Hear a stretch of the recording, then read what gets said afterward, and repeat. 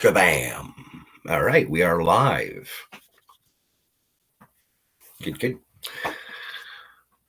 I realize now I kind of wish that I had a stream opening video like some of my favorite broadcasters on YouTube and Rumble have got, like the fellow whose show I pretty much visit every night and listen to while I'm at work, a creator by the name of Hypnotic, who covers a lot of video game news and popular culture kind of material.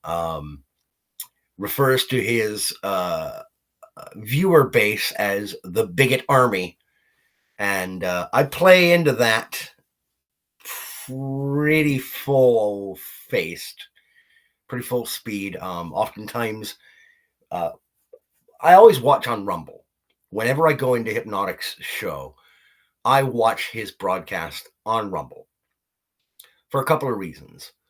Firstly, and I know I'm streaming to both YouTube and Rumble right now, and the folks at Google/YouTube/Alphabet are not going to be happy with me saying this, but I prefer watching live streams on Rumble for two reasons. One, I'm not a big fan of Google as a company. Lucian, greetings and salutations, brother. Thank you for coming. For two, the second main reason why I prefer watching on Rumble as opposed to YouTube is that and this is kind of selfish on my part, typically speaking, the audience is smaller on the Rumble side. When someone multicasts or multi-streams, the chat on the YouTube side for Hypnotic's broadcasts is so rapid fire and scrolling so fast, so rapidly, there's really not much of a chance unless you're throwing out a super chat and paying for the privilege of being addressed and having your commentary or questions tended to. Unless you're paying for it, you're not going to get an answer to your question or a response to your comment. Whereas on Rumble, it's a smaller audience, so the chat is a little bit more interactive with one another because it is a slower pace, because there's fewer people who are chiming in. And since I started watching his shows as a member of his audience regularly, I have been doing a bit, kind of a character bit in his chat on Rumble. Because he calls his audience the Bigot Army, I began by saying, Corporal Byron Sidious of the Bigot Army, 2nd Cavalry Division, reporting for duty. And after about a couple of months, I changed it and said, Staff Sergeant Byron Sidious of the Bigot Army, 2nd Cavalry Division, reporting for duty. And then I'd have a couple of bits. I'd throw a couple of jokes in character as a member of this, quote, Bigot Army that involves himself in battles against the Wokies and against video game characters. And it's a weird kind of mashed up fan fiction kind of mythology I've been formulating in my skull. And I've left a few comments on some of his standalone YouTube videos that are field reports from the desk of Staff Sergeant Byron Sidious of the Bigot Army, 2nd Cavalry Division. And yesterday, I gave myself another promotion. Now I am Master Sergeant Byron Sidious of the Bigot Army, NCOIC, which stands for Non-Commissioned Officer in Charge of Western Forces of the Bigot Army. And it's been fun. I've enjoyed playing around with that. And it's, weirdly enough, it has paid dividends. Another regular viewer of the Hypnocast on Rumble, Valkyria Winter, gifted me a 1-month membership to the channel.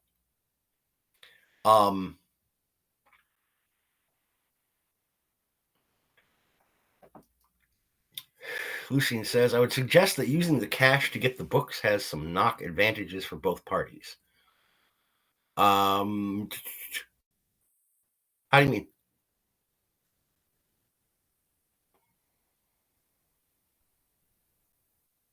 I'm not sure what that's in reference to, brother.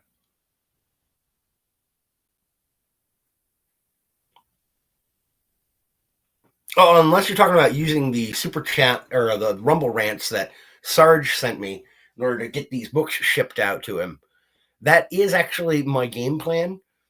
However, I have to do a couple things to get my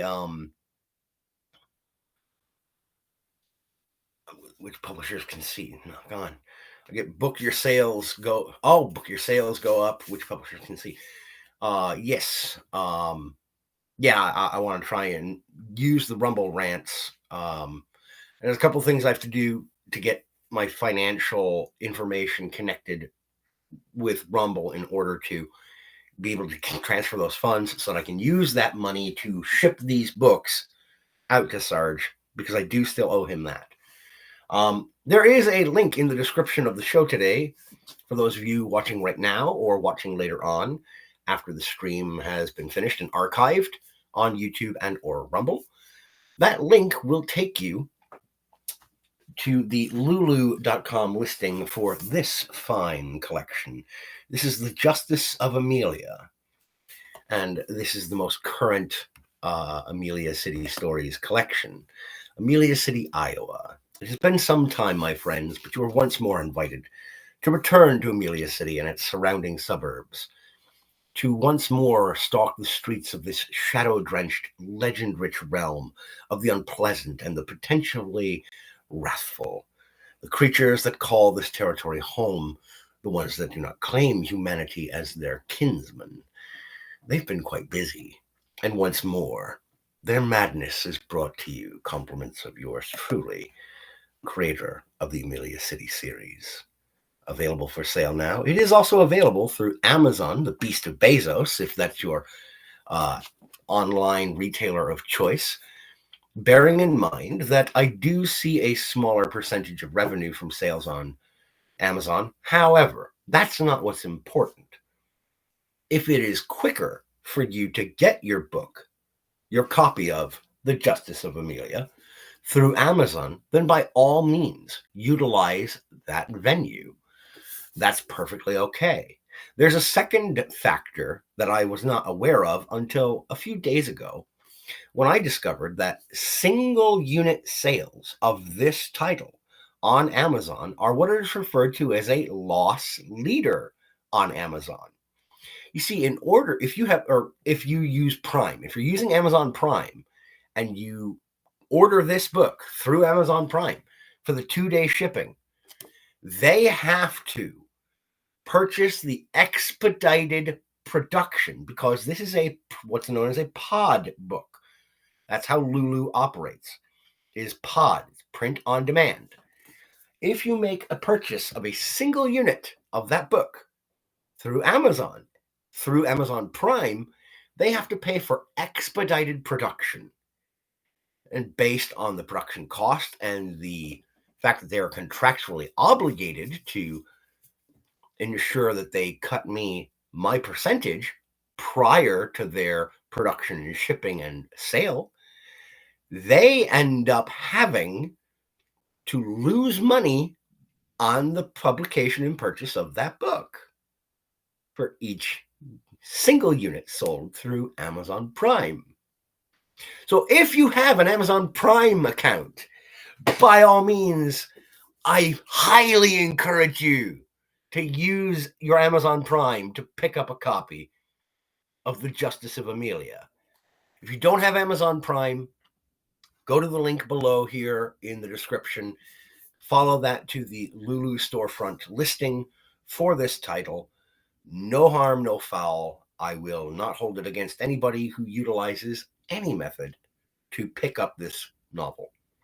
While I would prefer that you use Lulu or Barnes & Noble or even Thrift Books, although I don't know if they have it listed on Thrift Books just yet because it is a newer title, and Thrift Books usually takes between 6 to 8 months to get a title on their available on their website. But Lucian, the Beast of Bezos, sounds like an interesting new antagonist. They kind of are in Ganges, which is a full-length novel that I published one chapter or post at a time on the old Substack. It's a Substack original novel available for free reading on the Substack, because I'm going to get into that bit now. Started to try to kind of mention some changes that were coming to my Substack yesterday. Lucy, and I imagine you already read through the post that I put up this morning about those changes. I have removed the paywall from my Substack entirely. There's a couple of reasons that I did this. The first being, I'm not the most mercenary person out there by any stretch of the imagination. But I also came to realize that I have full control over what is published on my Substack. So all I did was go through the sections where I had chapter by chapter reproduced or republished whole novels, and I deleted chapters from the Substack. I removed them. Most of the novels that have their own section now on the Storyteller's Corner.substack.com now have between 3 and 5 chapters available for free reading for anyone interested. Each of those sections will, over the course of the next couple of weeks, receive a final post update in those sections, which will be linking people to the actual full sale version of those works that are currently commercially available. Several of them are not yet commercially available because I have not done the final cleanup and publication production rigmarole. I haven't produced cover art. I have not done the ISBN registration. They are copywritten works, but I have not yet purchased ISBNs for these books, for these works. They haven't gone through the production process for a couple of them, including From Home to Home, which is a Fourth Age Temerarian tale following Digby Nerrick and his crew, members of the Freelancers Guild of Temeraria, which their series of stories began in Strange Campfellows, which is a Fourth Age Temerarian tale novel available through BarnesandNoble.com, through Amazon.com, and through the original publisher, BooksForABuck.com.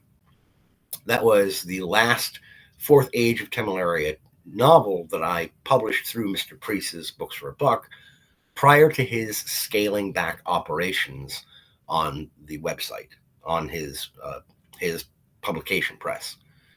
He is now only doing 3 or 4 titles per year. He's scaled back severely on his operations, and that was the most recent work that I had produced through his imprint.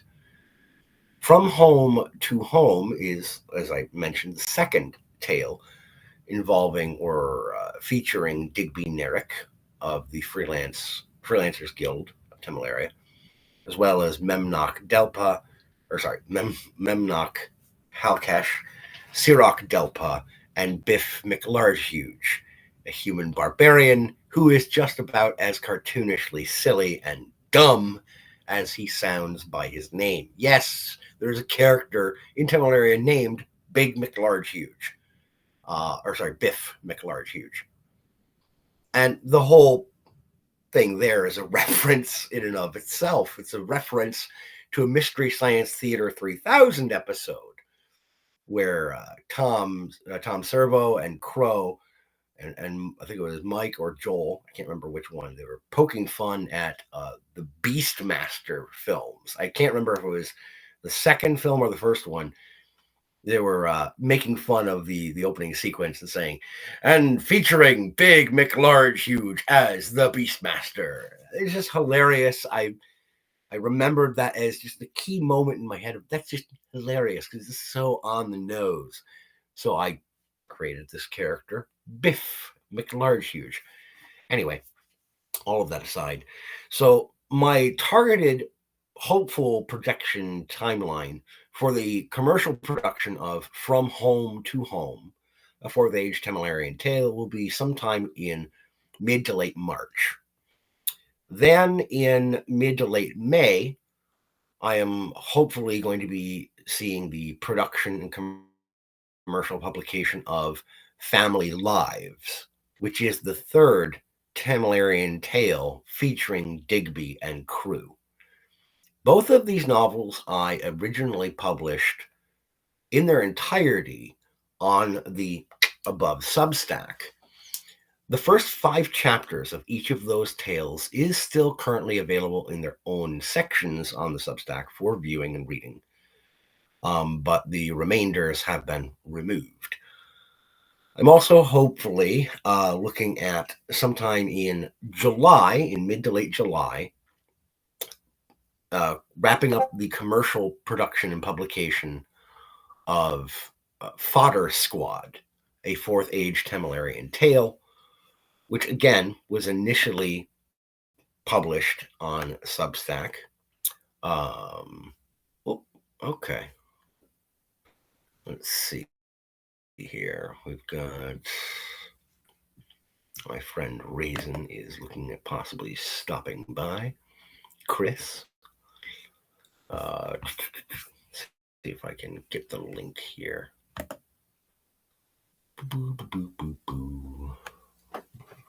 All right. Give me one moment. Sorry about that. Kind of housekeeping, as it were.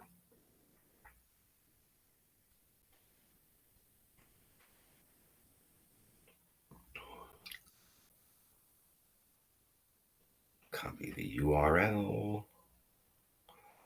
And we'll go here. I know it's strange to have me looking down and not paying attention, but, there you have it. Okay. Okay. That's done. Sorry about that. Just wanted to make sure that got posted. I should probably post that in a couple other places as well. Couldn't hurt. Well, it could technically. Because who knows, I may say something that'll get me in trouble with people who think better of me and who really shouldn't. Hell's bells. But what can you do? All right. Paste it here. Okay. That's done. Sorry about that again.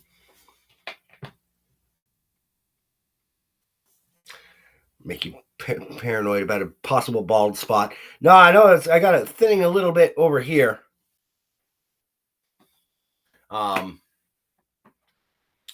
Thankfully, I seem to have inherited my mother's father's side of the family in terms of hair. He died with a full head of iron gray hair, but it was a full head of hair. So back to talking about the production schedule. Fodder Squad, hopefully in July, at some point in mid to late July. And then in mid to late August, I am hoping to have Not So Epic, which is another 4th Age Tamalarian tale initially published through the Substack, commercially produced. And then in October will be a new short story collection that is not Amelia City. The next short story collection that I will be putting forth is a collection of paranormal supernatural tales set in the American colonial period. A collection series subtitled Free Spirits.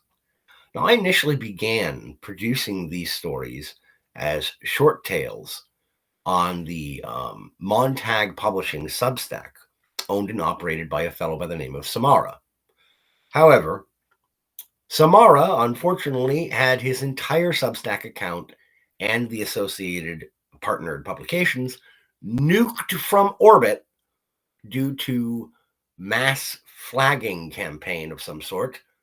And when his Montag Publishing and Liberty Magazine publications got wiped out, it took all of the stories that I had been working on in partnership with him, kind of out into the void. Now, he had only published or produced 2 of those stories through Montag Publishing when the nuking occurred. However, I already had a total of 5 stories written up and ready to go. 2 of them had already appeared for Montag.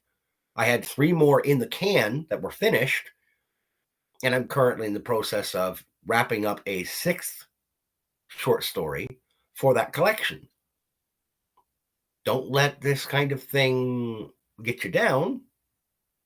Don't let good work go to waste. So I thought, why not assemble these into my own publication project and get that out there as a commercial work as well. And then hopefully, now bear in mind, this is already a fairly busy publication schedule. The advantage I have is that almost all of this work has already been done in terms of these works are all in final draft form with the exception of Free Spirits, because I still have to finish the last short story in that. I just need to do formatting, conversion, add some copyright information, get the ISBNs, design covers, and get them produced and manufactured, the publication side of things. Lucian, as an aside, had a parody of Montage from Team America for Montag part down in my head when it happened. America, fuck yeah. Kiss my ass and suck on my balls, America. Anyway, sorry. Sideline tangent. So obviously I've got a lot in the hopper to try and get published. And again, as I said, the heavy lifting has already been done on most of these projects. I wrote them, drafted them, redrafted them, edited them, and final drafted them over the course of the last few years. These are done. So there's not a big worry there. It's going through the actual production portion that's going to be a little bit more time consuming, and that will make up the bulk of my efforts throughout this calendar year for 2025. However, back in November last year, I began working on a new novel project. It's not an Amelia City story. It's not a Tamalarian tale, but it is fantasy. And it's a fantasy tale that I did not expect that I would be writing. There's another book that I have recently put out, and I kind of flog myself for forgetting to add this into the description of today's show, but this is also a newer publication that originally started as a chapter by chapter production on the Substack, and it's this American Goblin by Joshua T. Calkins-Treworgy, which is available on Lulu. It's also available on Amazon.com. So this one is not a loss leader, though, because it is a smaller book. So Amazon does not count it as a loss leader. So even if you're not ordering, even if you are ordering it through Amazon Prime for the 2 days, the rapid fire expedited shipping or expedited production and shipping, Amazon still makes a couple of pennies off the sale of this if you pick it up through Amazon Prime. But still, it is the tale of one Crick Solomon. He's your average, everyday American. He works a regular job, he drives a regular car, he pays his bills and his taxes, and he tries to be a decent member of society. Living and working in Savage, Minnesota, hey-oh, just like I do, he's not much different than you or I. Unless, of course, you point out the fact that he's a goblin. But really, what kind of goblin is he? Is he the scrounger or skirmisher of fantasy tales of old and the fae? Is he a conniver or a thief? He's actually none of these things. He's just a cook. He's a line cook. And he is what is referred to as a child of outworlders. What exactly happened? How did this goblin end up in our everyday America? You can find out about the Outworld incident and the Chaldeans if you pick up a copy of American Goblin, available on Amazon and Lulu and Barnes & Noble.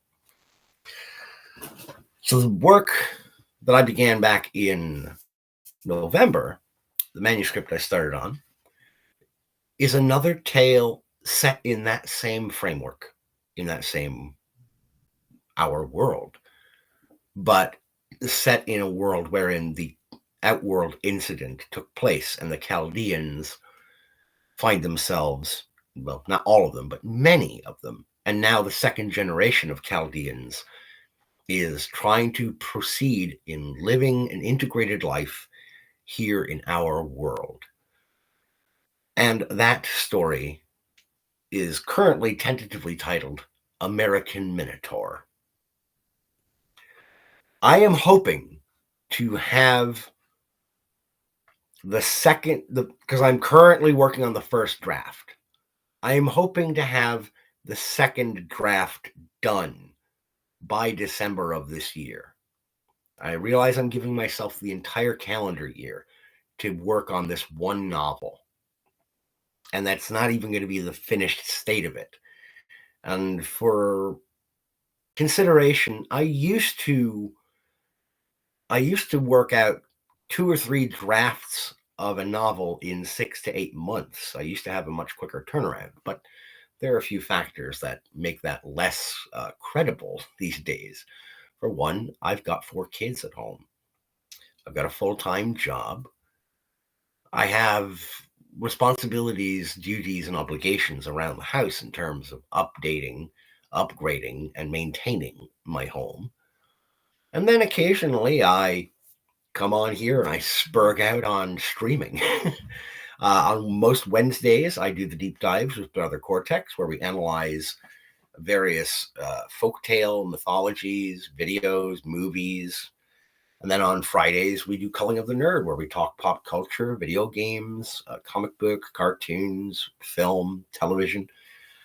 A lot of it has been focused on video games of late because we're both old school gamers. No, Lucian. I want to pin that real quick.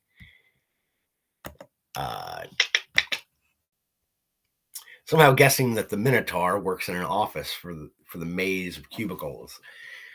No, as a matter of fact, this will be a slightly different setup. You see, American Goblin, I had wanted Crick Solomon from the drop to be your average, adult. Your average adult age child of Outworld and Chaldean. For American Minotaur, though, the baseline premise of American Minotaur is we are following the story of one Titus Jacobson, an American Minotaur who is a college student and football player at Buffalo State. He is going into his senior year of college, his 4th year of college, and he's studying to attain a criminal justice degree. And given his race's predilections, their background, their innate skills and abilities and tendencies, he has always felt drawn towards being some sort of soldier or some sort of warrior. It's just what he feels innately, because Minotaurs from Chaldea tend to be that way. No puns there. It's actually not a pun, Lucian. It's based on the fact that I'm from Buffalo, New York, and I'm familiar with the layout of Cheektowaga, Lackawanna, Angola, South and North Buffalo, Hamburg, North Evans, East Evans, South Evans, the village of Evans, the village of Angola, Angola on the Lake, Road Acres, that whole Eden, South Eden, that whole area, Orchard Park, where Highmark Stadium is, where the Buffalo Bills play. Say Lackawanna. Of course you do, Raisin, because there's Lackawanna, Pennsylvania as well. Sort of a little bit, Lucian. I am pulling a little bit of a Stephen King because I am deeply familiar with Western New York and the Buffalo, New York area.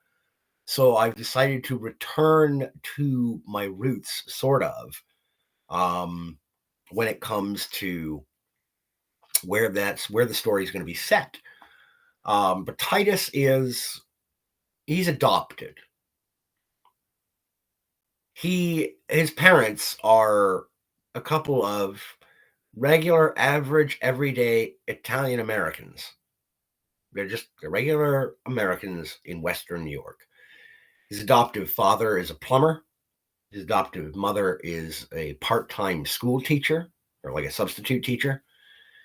And this is not so much a conflict story.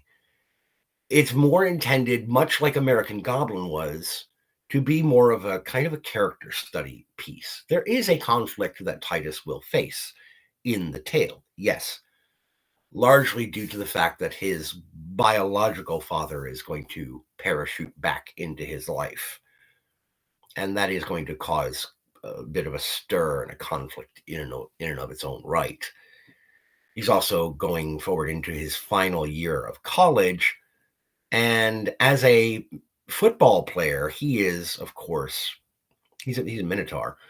So obviously, he's got some skill and some talent that is well placed on a American style football team.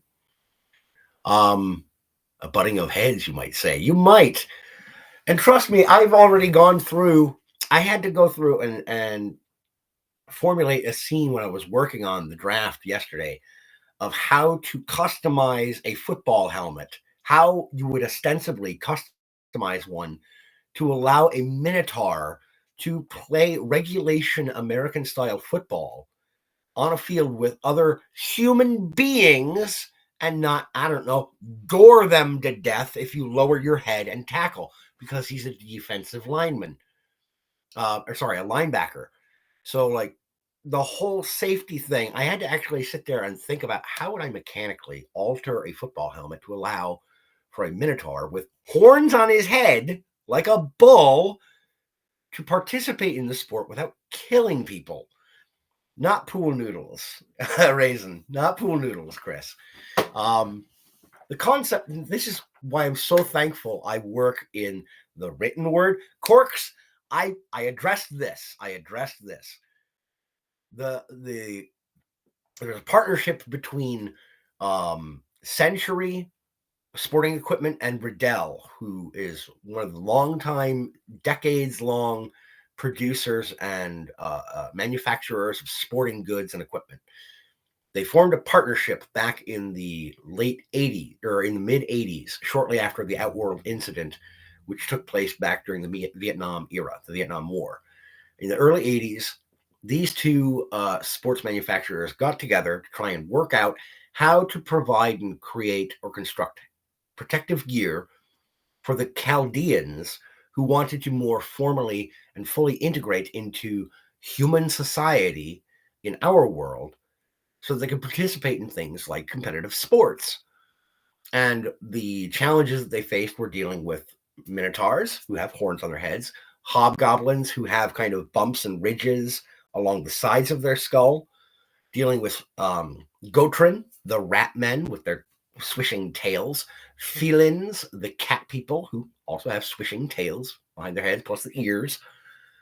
So these were all challenges that I had to think about when making this character a football player.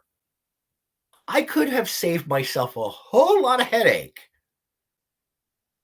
but it is integral to his personal conflict that he be in that role. And I'm working on that. It's all in development. I'm still on the first draft. All I've got to work with is my dropout line. Corks, though, I did address in that when Century Sporting Equipment first suggested just putting corks on the end of Minotaur horns, Chaldean Minotaur horns, unlike a regular bull, the outer curve of the horn it naturally tapers to an edge.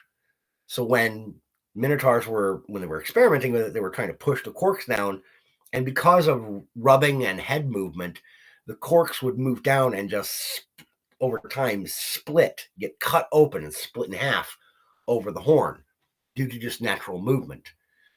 So instead, what they came up with was a helmet with slots on the side so that the Minotaur in question could slide the helmet down over their head with two kind of um, tubes, as it were, like metal cap tubes, cover tubes, that would slot in and rotate to click into place to cover the horns. Obviously, I didn't go through the whole actual engineering of how these things would work because I'm not an engineer. I'm just a storyteller.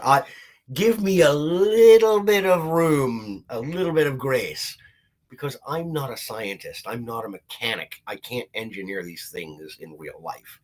So I'm begging my audience for a little bit of suspension of disbelief and hoping that they'll believe that at least the professionals and engineers at Century Sporting Goods and Riddell Sporting Equipment would be able to figure it out. Yeah, and they're just like these big kind of squared out blunted caps that click into place to provide protection against getting gored by a Minotaur player on the field. And, felins and Gotrin, they would obviously just roll and tuck their tails up into their uniforms or wrap them around their waists if they were playing sports, or be it hockey, football, what have you, in order to participate with their human colleagues, because it would be an unfair athletic advantage if you had a Gotrin who was able to swish his tail to perform like a tripping tackle. Although if you are a felin, one of the cat people who they can't really control what their tails do, you don't want to penalize them for tripping on the ice in a game of hockey if they didn't intend to trip somebody, because it's just flailing around back behind them. That's kind of out of their control.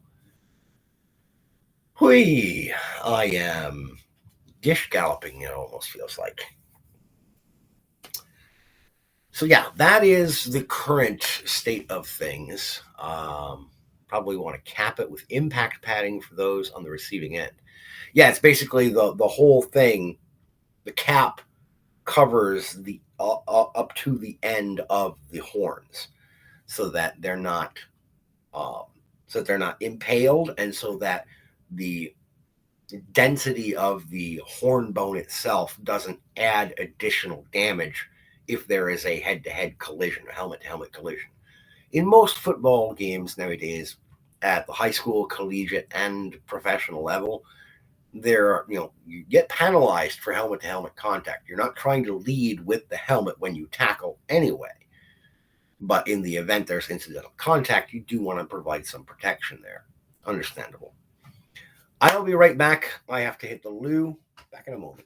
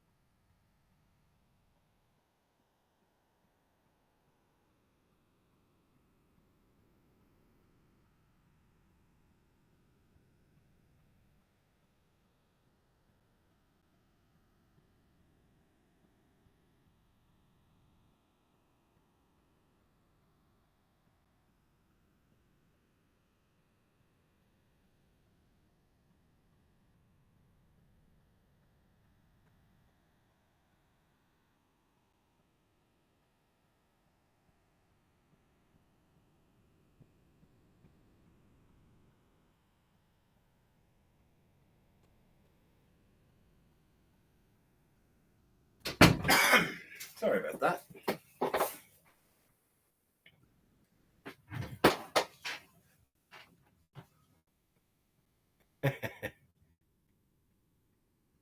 fair, the humans should get helmet horns too. I want horns, dang it. I got a Loki helmet.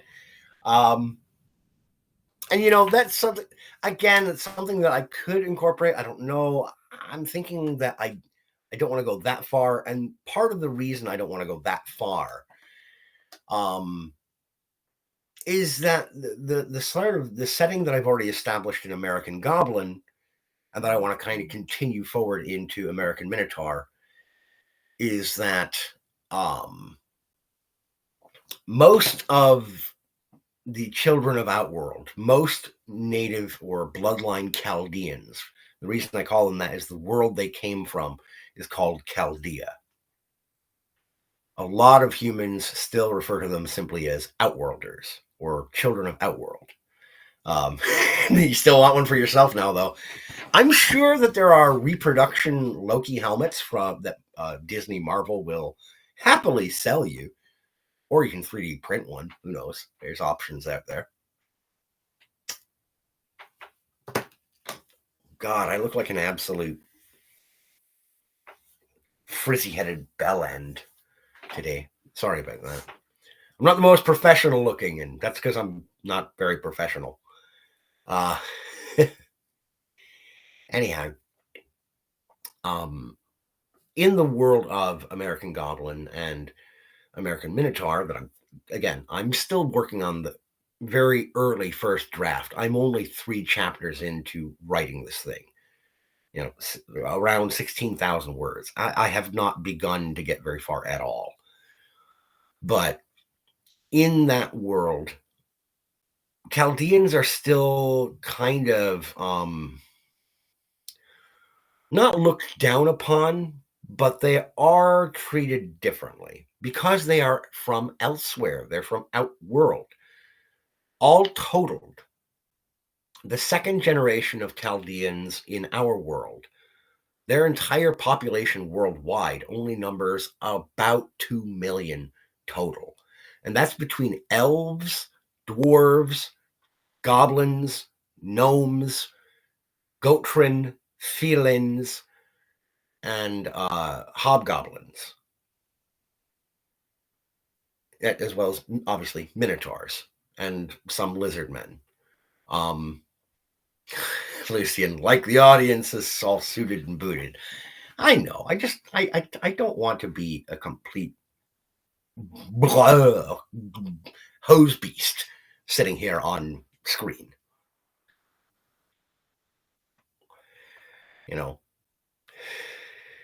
Fair. Not everybody that comes on and streams on Rumble is going to be most perfectly coiffed and put together. But I'd like to bring some measure of something different and still look at least halfway human and presentable while I'm doing it. But I look in the mirror every day. I know what I'm working with, which is not much. So, hey, cheers, we go. But, so yeah, that's what I'm currently working on and working towards in this calendar year. I also started reading about, I want to say about 3 weeks ago, I started reading the first Book of Swords by Fred Saberhagen. And it is my hope that over the course of the next month that I will get that first book entirely read through. I didn't intend to take notes for analysis of this. It was originally going to be just a leisure read, a pleasure read. But I immediately found myself thinking, my God, this guy layered in so many different subtle little beautiful touches of not only the genre of fantasy generally speaking, but he wrote this first, the first book came out back in 1985. It was 84 or 85. He did not have access to or the benefit or an advantage of having the internet available for rapid fire research. So the dozens of hints and references to old world mythology, Greek mythology, Roman mythology. There's even some hints and references to Norse mythology. just in the first like 80 to 90 pages of this book, I am fascinated and ensorcelled by this gentleman's command of the language and use of tropes and mechanics from other mythologies that I've become deeply familiar with and intimately familiar with by reading through these tomes of mythology that I've got from Flame Tree Publishing. And he weaves these elements in masterfully. They don't collide, they don't clash. These elements of different but similar mythos that stream together, just mwah, chef's kiss. He is masterful with it. So I am going to end up taking notes throughout the reading of that first book, and I do eventually want to perform a review of Saberhagen's first Book of Swords. I may not review the whole series. I may just review the first book and then just enjoy the other two entries in the Book of Swords. I also have the follow-up series that he wrote, the Books of Lost Swords. But again, we'll see when we get there. Yeah, Raisin. Oh, Chris, this is part of why we love you, Chris. She says, I have a pink bow on my head and I'm smearing crap on my face. We all look nutty sometimes. I appreciate that, honey. You're good people, Raisin. You're good people. And I appreciate you helping me feel a little bit more human, because there are days when I do not feel it at all. But another bit of review work I want to do this year actually stems back to Substack. There are some just mind-bogglingly talented writers who, well, thank you, Raisin. I do what I can, which is not much. Not with this face. The teeth aside, I wouldn't feel so bad. Honestly, if I can eventually get this taken care of, I'll feel a lot less self-conscious about this. But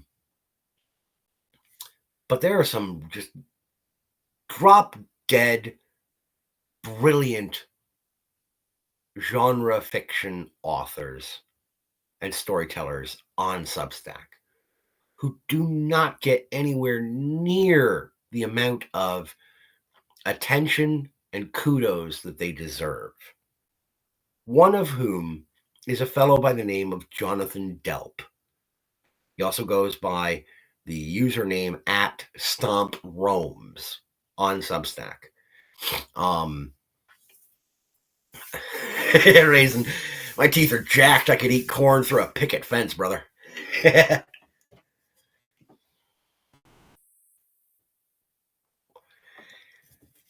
Well, I mean, Pennsylvanians, you've got some jacked up people out there. Fetterman! Anyway, sorry. That's a little political dig that I don't normally engage in, but he's been saying some things that I can actually kind of appreciate lately. But that's not my wheelhouse. Again, Substack, Jonathan Delp, Stomp Roams.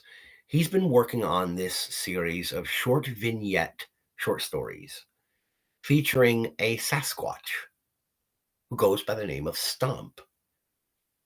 And Stomp is traversing the country amongst his own people, kind of cryptids and talking animals and a kind of fey folk of his own design, couched in kind of fey mythology and sort of the magical talking animal, fuzzy woodland kingdom kind of setup that you would find in either fairy tales or children's tales or Aesop's tales, if you want to go Greek with it.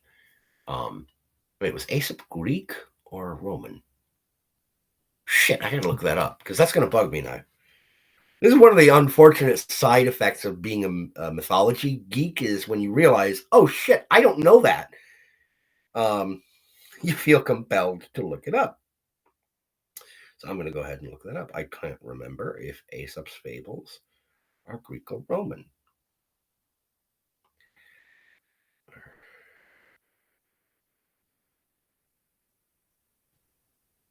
Tales. Okay, Aesop's fables are Greek. It is Greek mythology. My bad. Sorry about that. That was just an aside. It was going to bug me until I looked it up. But in a lot of Aesop's fables and fairy tales, children's stories, which should not be dismissed just because they're aimed at children. Let's clarify that, and that's a whole other subject I'd like to get into another time, and I may very well do that as a standalone video as opposed to a stream. I am still relatively uncomfortable doing stream shows. I still prefer doing standalone on their own videos that are just uploaded and then they're gone in a way. But yeah, fairy tales, fables, children's stories, that's a whole other thing I want to get into at some point. Anyway, that's all just sort of background filler too. Jonathan Delp uses a similar kind of fey, cloudy kind of mythology to create a magical environment for these stories that he writes about. Oh, I will look forward to that actually, Lucian. That's a good reminder. Thank you. I should take this to work with me tonight to do my reading on that, or begin my reading on that. But Jonathan Delp's Stomp Rome's stories are wonderfully told. He's got a real knack for colorful characters portrayed in a very short space. Harlan Ellison, who is one of the titans of genre fiction storytelling, and he was an absolute master of the short story. He loved short stories. So part of the reason why he was the editor on the Dangerous Visions projects, why he was so enthusiastic about being the editor of those compilations, those anthologies. His perspective was as such. Anyone who's got the talent and dedication in the middle range of talent and dedication can write a story, can write a novel-length story. But it takes someone sharp as a tack, highly clever and inventive, and dedicated to telling an engaging story without wasting a lot of your time. The short story is incredibly difficult to master. Your average novel length work or novel length story, like I do, the majority of my work are average length novels between 70 and 100,000 words. Most of my material falls in that range, especially my Temerian Tales fantasy novels. But short stories require something different, something a little bit more lethal. And Ellison said that a short story writer is more lethal than a novelist because they have less time to get across character, concept, plot, and conclusion. They have to wrap all of that up in 15,000 words or less. In order for it to be memorable, they have to be a master of the short form. Jonathan Delp, Stomp Rome's on Substack, is a masterful short story vignette storyteller. I would encourage you, if you're willing to follow me and read my shit on Substack, find Stomp Rome's on Substack. He is brilliant. And I am fully intending over the course of the next couple of months to read through and do up a more full-throated review promoting his work because he is beautifully talented.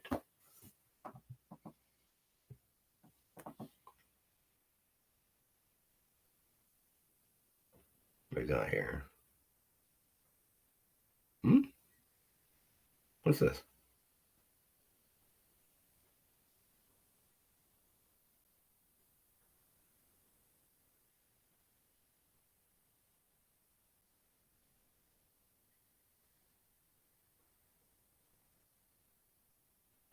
Oh, okay, cool. That was neat. Sorry, just a message from INN, Indie News Network on Substack.com. Just sending me a quick message. Thanks for not putting the shitters up me after what we talked about. What? Lucian, I might be reading that wrong.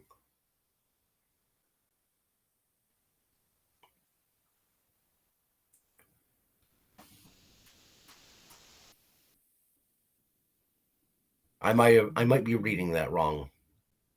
Thanks not putting the shitters up me after what we talked about yesterday.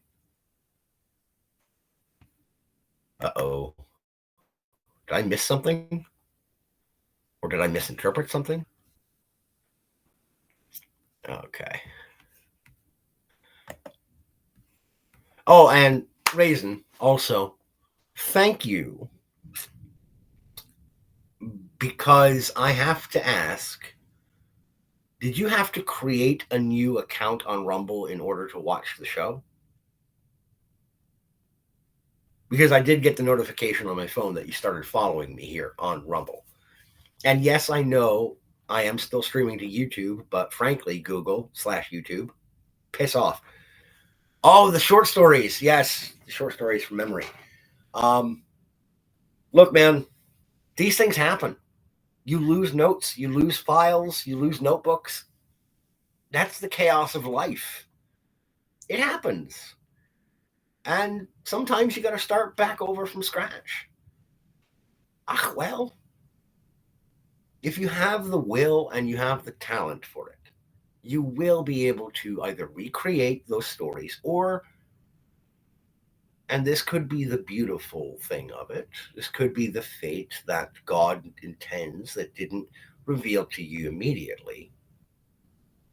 Perhaps you will create something even more brilliant and more beautiful because you're not lashed to that thing you did before. I don't speak a great deal about my faith or my belief system for good reason. I don't want to be some kind of weirdo Bible thumper. I don't want to be someone sitting here and telling you how you should live your life. But I will occasionally delve a little bit into that area, and I'm about to do so here. Sometimes when God takes away something we have worked on, it's not to punish us. It's to grant us the opportunity to test whether or not our devotion to that pursuit is strong enough and is worthy enough of our continued effort. If we give up on it, that is God's way of telling you this wasn't for you. This thing that you lost hold of, it wasn't for you for right now. And it is all right, my child. There's something better awaits you if you will just look for it. And if you have to, create it, make it your own. And that will give me joy. Again, I don't intend or pretend to speak for the big man. That's just my perception of it. Maybe it's a good and beneficent reading of the incidents in question. But I can't always be a cynical, smug prick. I do that too much of the time already. I'm not always a cynic. I'm not always a pessimist. I do believe that eventually, if you put your heart in the right place, that it'll pay off for you, not just as a human being and as a decent member of society, but also in the eyes of the big man upstairs. Who knows? Maybe he wanted you to do something new. Couldn't say.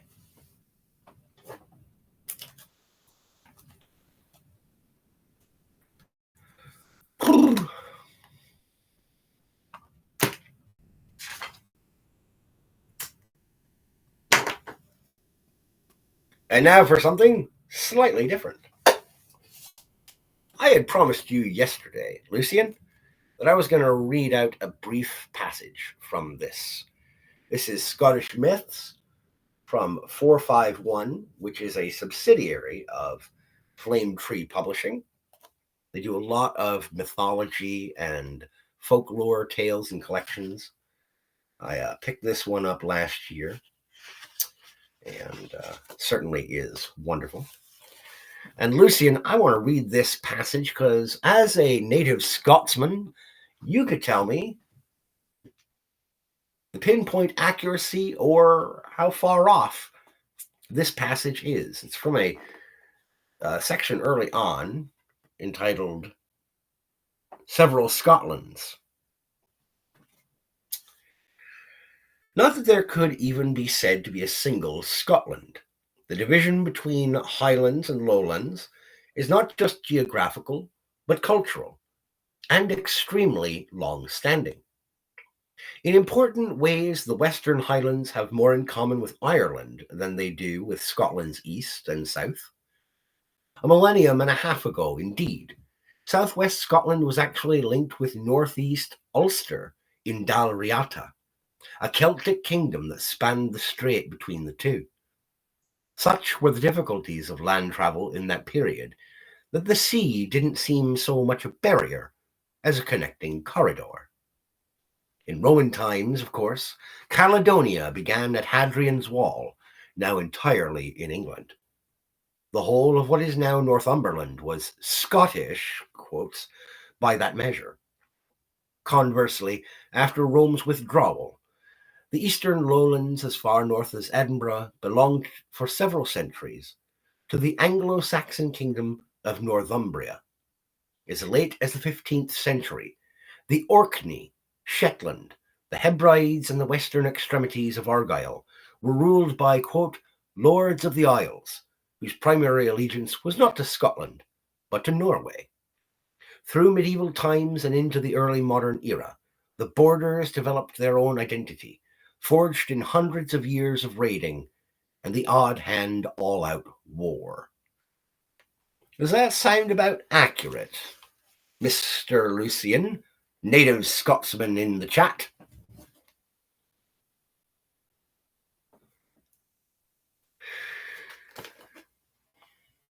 And yes, I know I have a tendency to be theatrical when reading things like this out loud.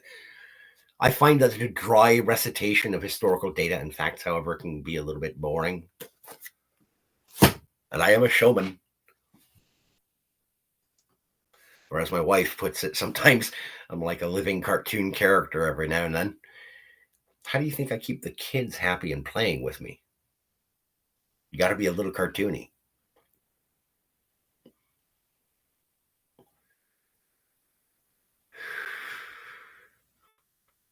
Oh, that'd be neat. I'd like to check that out. Yeah, send that over on Discord, brother. Because some of the history, it's not my parents' background. It's not my parents' land, but it's right next door. So, it'd be neat to learn some more history in that area. Plus, have my wife watch it. She's obsessed with Outlander and Jamie fucking Fraser. Anyway, that's a whole other thing. I'm not going to get into it. She's got her thing for certain actors. I've got my thing for certain actresses or people. It's a long running joke. My wife has a big hoo-hoo for the fella who plays Jamie Fraser in Outlander. I have a thing for Kat Dennings and Gina Carano. Not a problem, Lucian.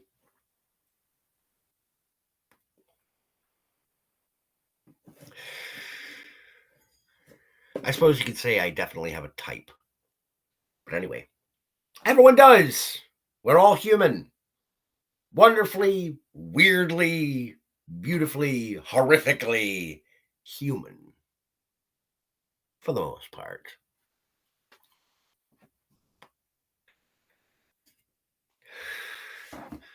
Before I lapse out of bookish talk into more just everyday popular culture, just shooting the shit, does anybody have any questions? Either Lucian, Raisin, anybody who's watching who has not chimed in?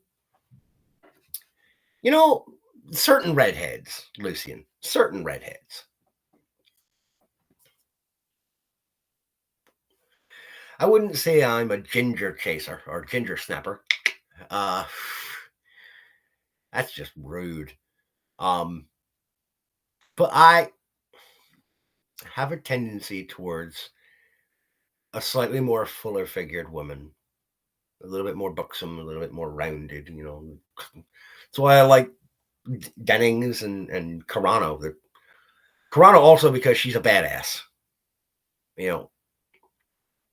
It's weird to say, but if a woman could probably kick my head off, I have a great deal of respect for her. And there's something a little bit like, oh, you can take care of yourself. I like that.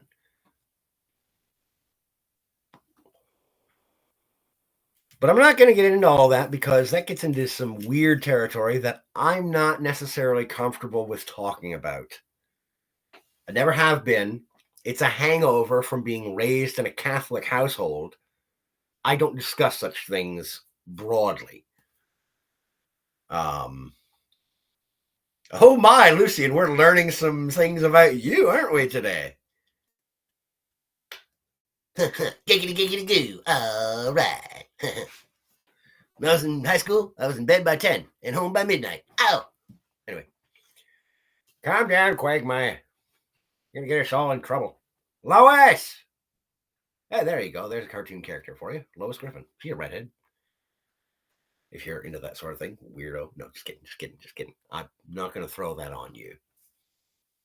Just being a little bit, woohoo, cartoonish there. I got to let this stuff out of my system at some point. I try not to do it in public view on camera, but you must understand that the occasional leap off of the topic I'm currently on is inevitable. I have a fairly disorganized thought process, and it takes a lot to keep it maintained and in a singular direction. It's been one of the challenges that has always been something of a nail biter when I'm trying to get projects done around the home, yet kind of fades into the background when I am working on a story. When I am in the process, in the act of writing, whether it be doing outlines, whether it be doing notation, working on a rough draft or a first draft or a second draft, editing, every part of the actual writing process kind of flips a switch in my head, and I'm able to narrow down, hunker down, and stay completely on point with what I'm currently doing. When I'm not writing, though, things get a little bit more sketchy in terms of staying on point.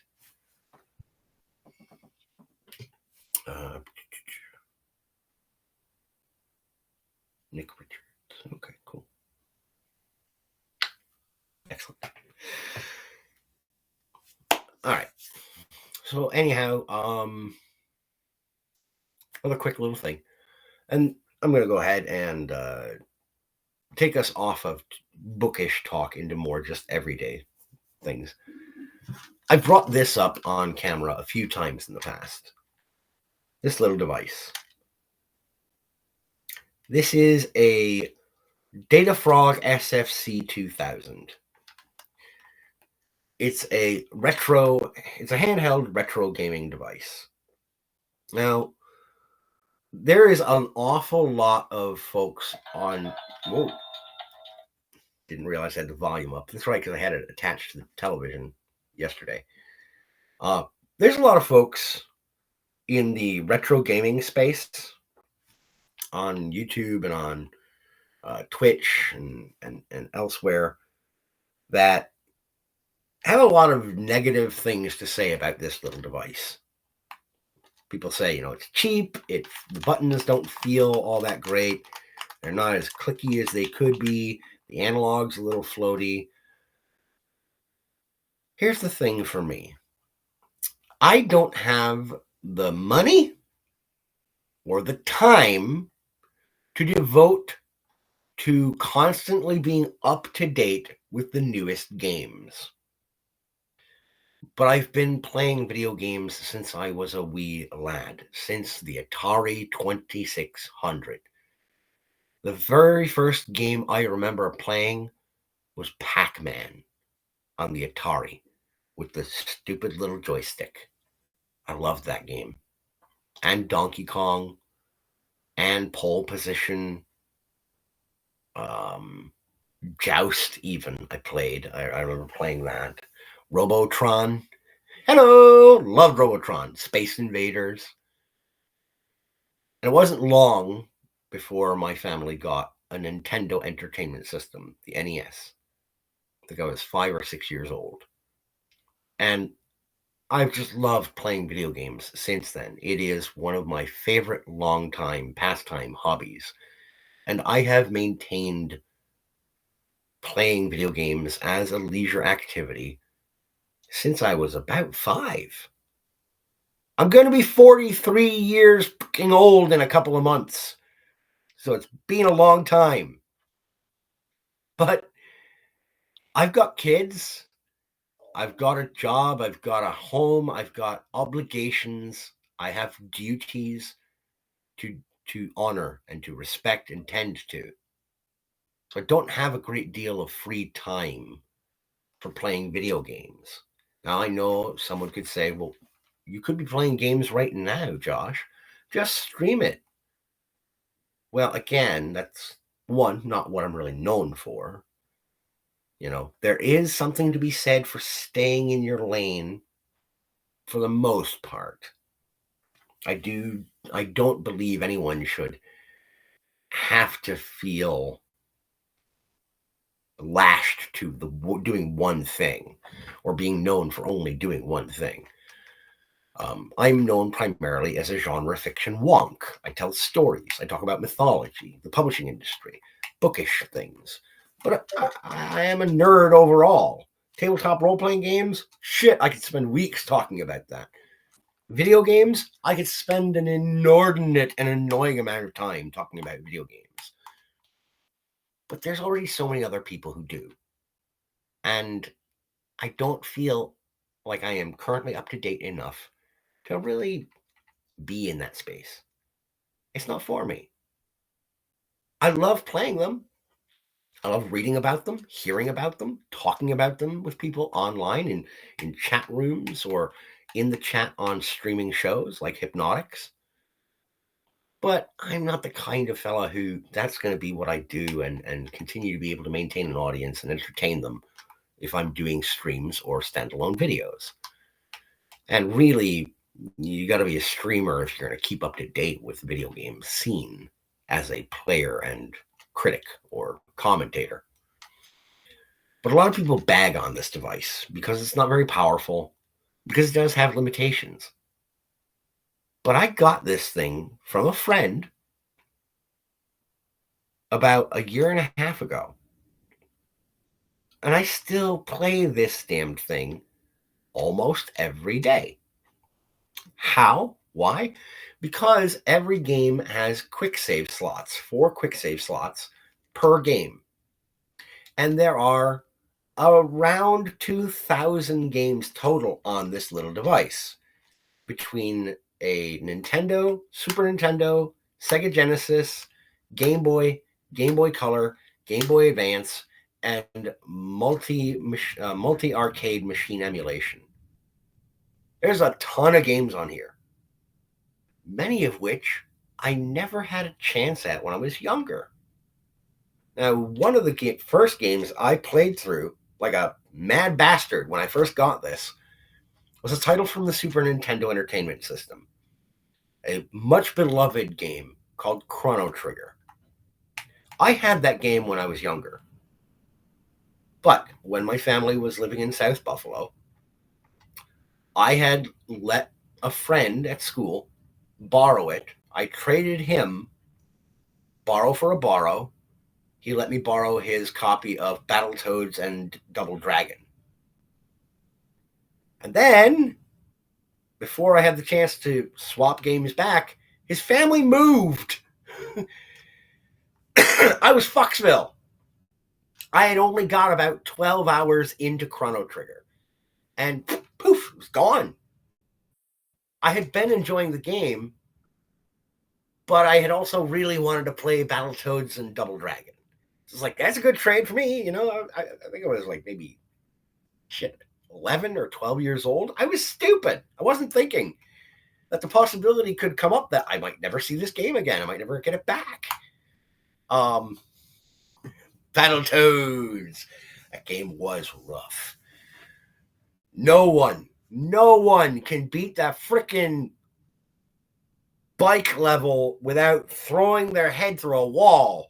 Anyway, if you know, you know. I finally got to play through the entirety of Chrono Trigger. Beautiful game. Absolutely gorgeous title. Because of this device. This is a retro gaming, portable emulator. People bag on it because it's cheap, because it's not the highest end. It can't handle a lot of complex systems. It can't even handle Game Boy Advance that well. There's maybe about 20 Game Boy Advance titles that can work on this decently. One of those, however, is Final Fantasy Tactics Advance. And guess what? That's all I need out of my Game Boy Advance on this thing. I've got a POW Kitty V90 for other Game Boy Advance games. So it's another little clamshell retro gaming device.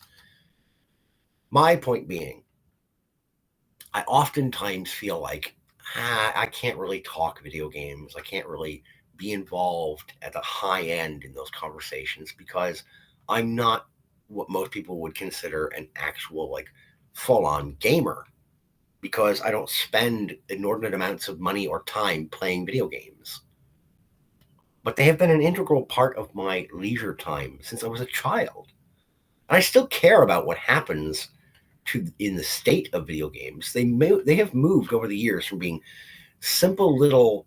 I've only gotten a little bit more time in on Metal Slug Tactics, Lucian, but I have enjoyed it. I've only done 3 missions thus far because I'll play it once, and then like 2 weeks later, I'll think about playing it, and then my laptop is not the most powerful thing, so it'll blank out on me in the middle of a mission. So I've had to redo the second mission like 4 fucking times before I could finally move on. I'm thinking I need to upgrade my PC, my laptop here sometime in the next year or so.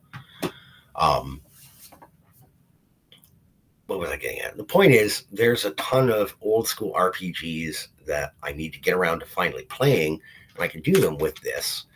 The pick up and play ability of it is fantastic because you can pick it up, boot up a game within a minute, go back to your save, load your save file, play for a few minutes, save it again, turn it off, wherever, whenever. It's beautiful. It's fantastic. This little device, I went looking for it on eBay to see if I could get myself like a backup of this device. A backup of this with the cord and the standalone wireless controller so you can hook it up to the television and play at a distance from the couch. $45. That's it. Hundreds of games, literally a couple thousand games. true. I've only got about 100 games in the file, the folder for favorites, so you can quickly access them. But I've got almost 100 games in my favorites file. I can just pull up and boot up and start playing whenever. I'm currently in the midst of playing Mario Land 2 6 Golden Coins from the Game Boy. Also, because of this, I got a chance to play the first Wario Land game, which is Mario Land 3 on the Game Boy. Simple game, but so much fun. Fun. That's the key word.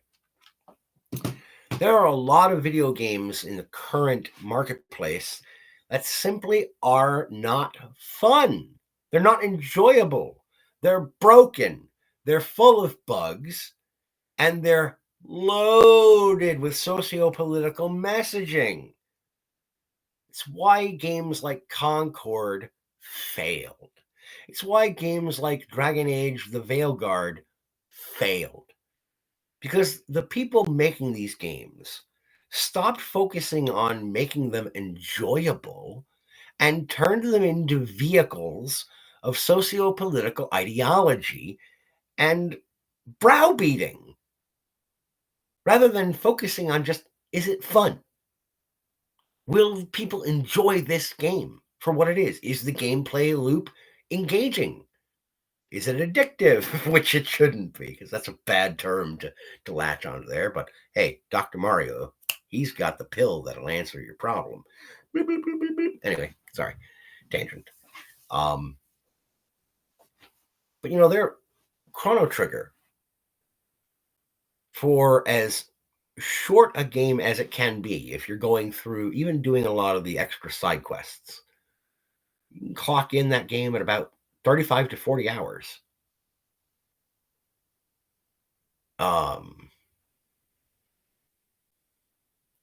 Lucian, if a simple simulator can outsell you, well done. Well, you done. Yes, for fuck's sakes. Here's the thing.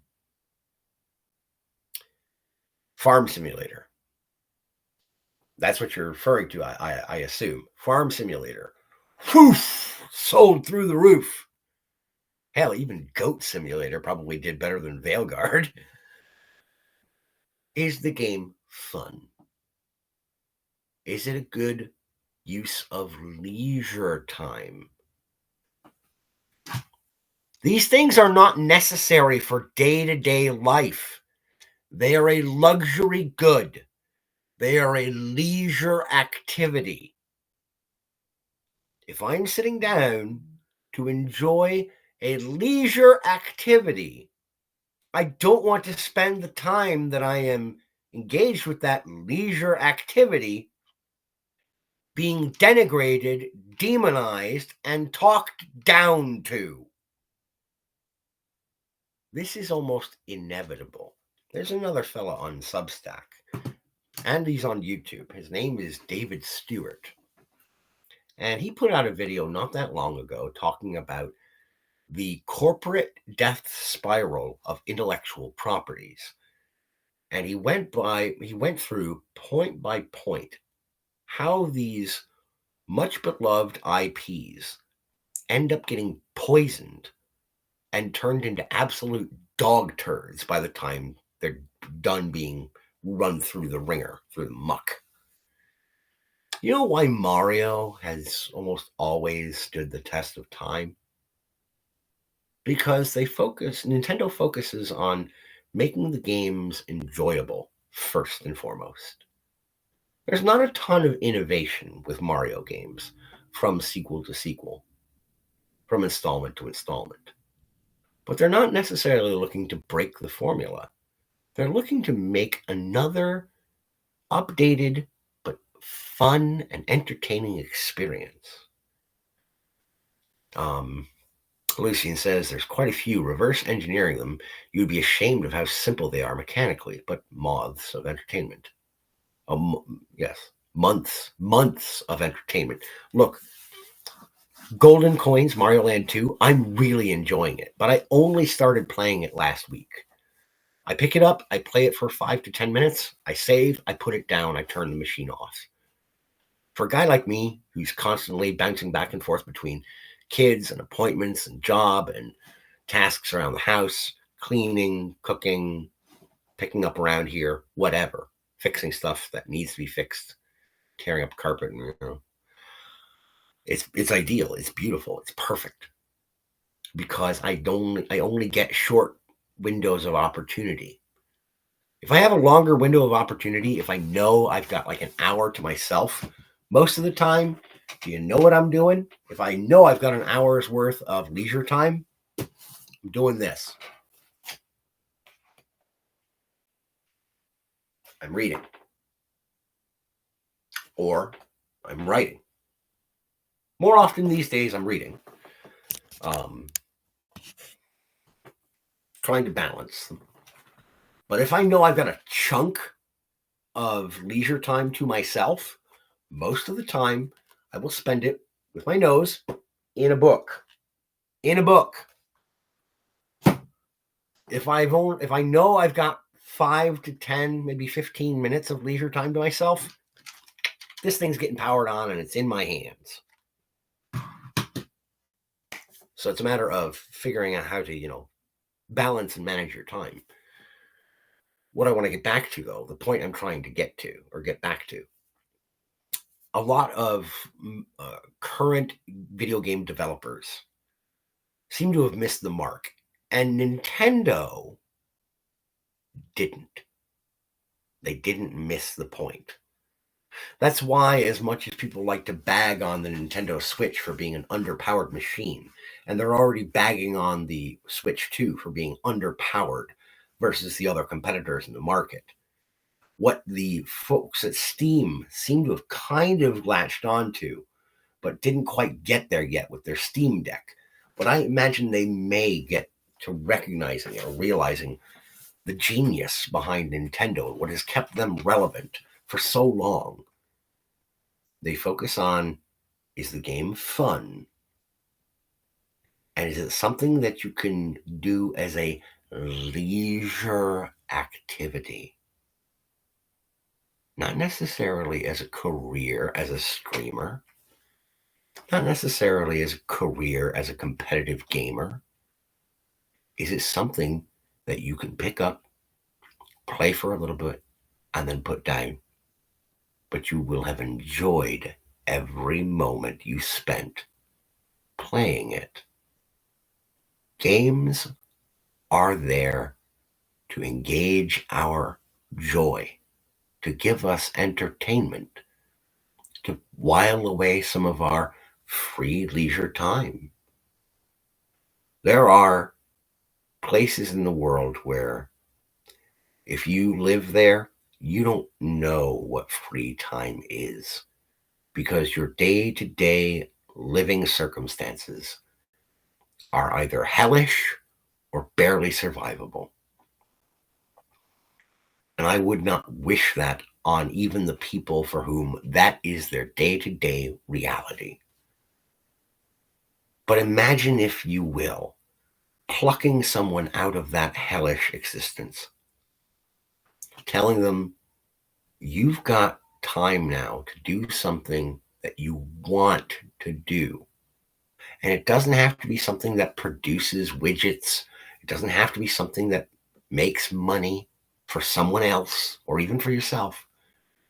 Just imagine plucking them out and putting them down into a average, everyday Western world Americana or English or Saxon kind of life. Give them our day-to-day for a week. I guarantee you they won't even look at a video game because they're still just so enamored with being out of the hellscape that was their day-to-day existence. But then give them another week. And then give them another week. And they're going to start looking to, well, now I've got time that I'm not spending on the bare bones essentials of survival. And they're going to start to ruminate.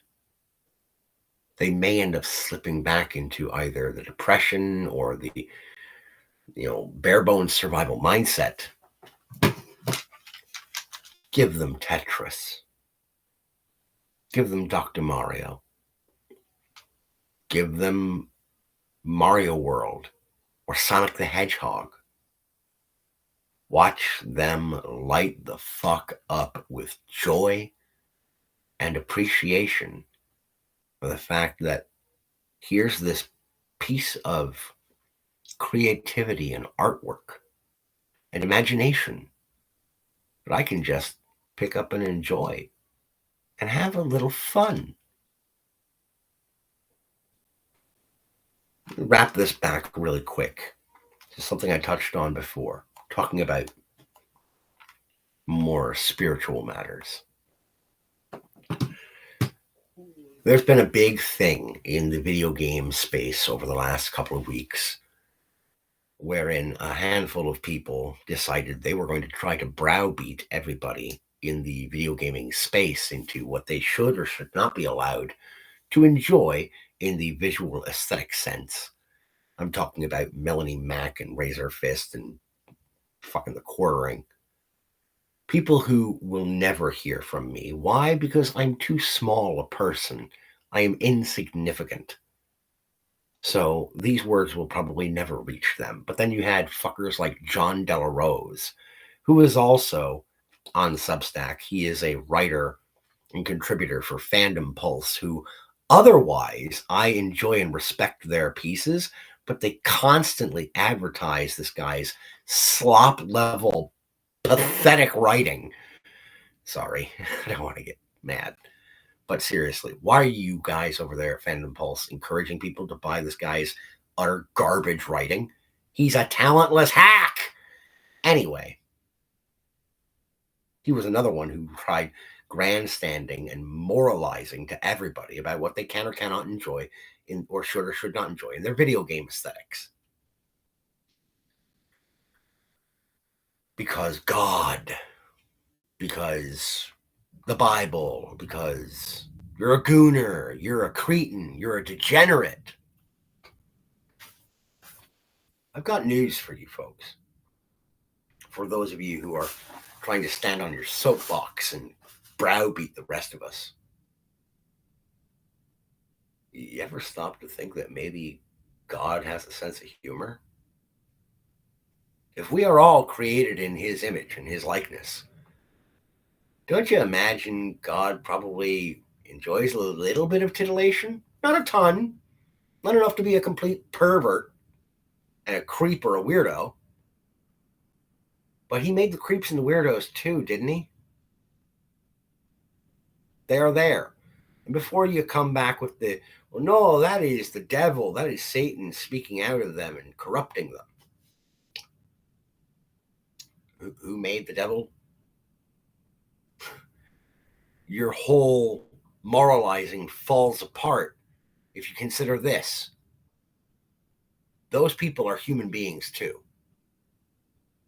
They are just as subject to the same corruption or purification, the same holy and dark, the same sacred and profane as any of the rest of us. And who are you, Melanie, or Razor, or Quartering, or anyone, John Delarose, especially him?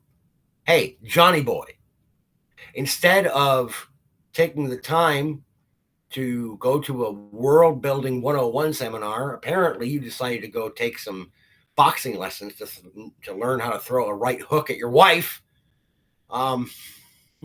At least according to court documents.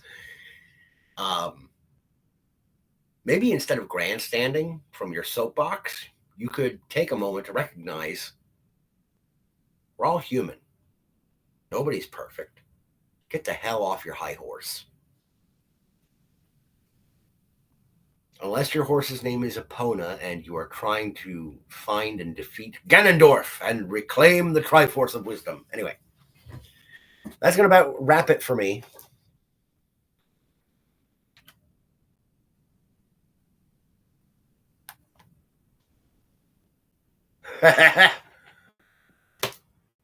My eyes! I see it! Oh God! Can't bleach them away!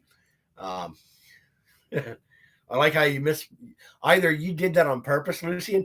I'm gonna enjoy what I enjoy regardless. If you did that on purpose, clever boy.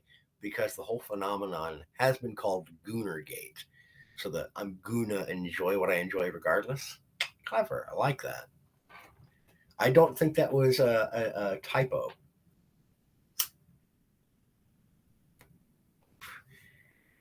Because I suspect you're a clever enough fellow that you did that on purpose. But any final questions before I sign off for the day here, folks?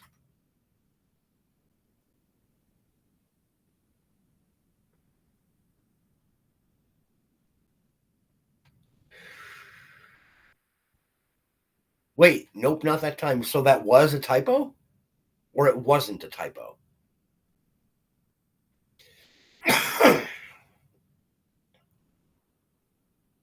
That's going to bug me. I need to know. Was that a typo or was it not?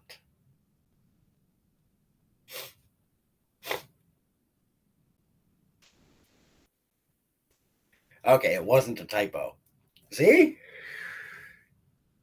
Clever fella. That's why I like you. One of the reasons I like you, Lucian. You're a clever guy. You understand and appreciate wordplay. Ah, wordplay. It is the wonderful thing of this life, isn't it? Really, it's one of the only things we have, at least that we can use freely.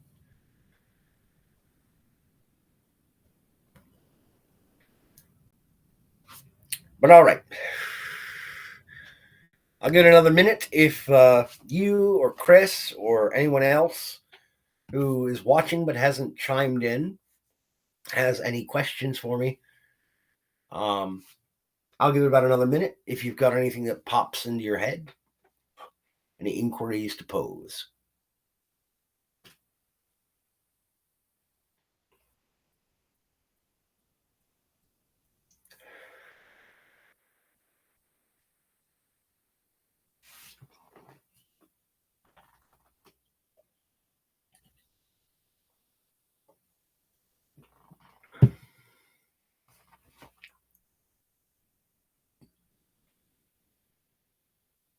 Mm.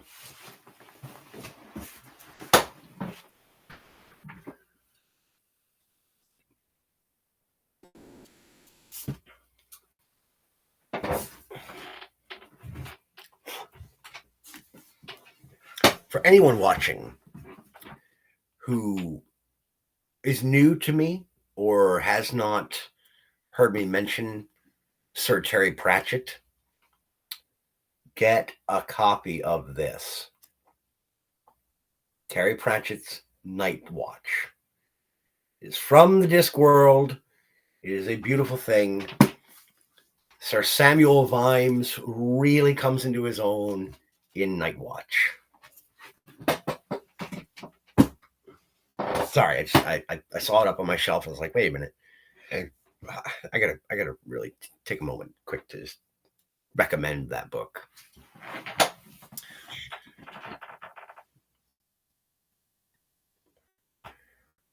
Yeah, the whole set is beautiful.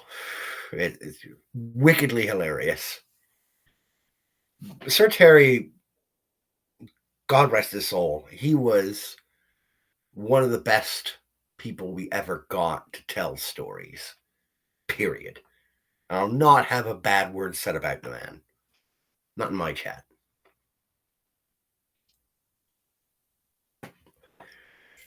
But if there's no other questions, then ladies and gentlemen, check out the link that is up. Well, it's not a link that you can click on. Just type that into your browser to head on over to the Storyteller's Corner on Substack if you want to read any of the essays or short stories or chapters that I have available for public viewing.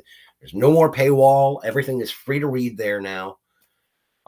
That's largely thanks to Stripe and their bullshit going on right now. That's something I didn't want to get into because I can only get into it briefly. Right now, my Stripe account is currently on hold because they want more information on me based on their Know Your Customer guidelines, which is the same horse shit they pulled on Dr. Robert Malone to stop payments to him about 7 or 8 months ago. And seeing as I cannot access my Stripe account right now, I don't know what information exactly they want from me in order to reopen my Stripe availability. So I'm looking into my alternatives. Right now, the only one that really comes to mind is PayPal. But I stopped using PayPal back, when they had their huge fucking security breach, and when they've got that fixed. And I was talking about this yesterday a little bit. They still have a quote unquote hate speech policy, which thankfully, and I know that it's a foundation of shifting sands, but I can get a PayPal account that is not linked to my bank account. They still have that option. You can use PayPal without linking it to your bank account. So that's what I'm going to do in the next few days. I'm going to reestablish a PayPal account so that I can receive payments through PayPal. And they do have a program wherein you can get a PayPal not preloaded, a reloadable debit card that's not tied to any other banking institution. So that's going to be what I end up doing in the next couple weeks, is setting that up. And the reason I'm going to set that up is twofold. One, so that I have that as an option going forward, since Stripe seems to be fucking with me. Secondly, so that I can actually get Rumble rants processed, because it's a lot quicker through PayPal than waiting for Rumble to issue a physical classical check. So anyhow, that's all for me for now, ladies and gentlemen. I'd like to thank you for tuning in. Thank you for listening. I, again, would encourage you to head on to the link down below in the description of this stream/video to pick up your copy of The Justice of Amelia. Or you can head to Amazon.com and pick up American Goblin. Currently on the Substack, I'm going through and producing on Warrior Wednesdays the chapter-by-chapter presentation of The Glove of Shadows, a 5th Age Templarian tale. This is one of my earlier works from Books for a Buck. It was published back in 2009. So this is an older tale, but still a good one. And that's going to do it for me, ladies and gentlemen. Once again, thank you for stopping in. Take care of yourselves, and as always, keep reading.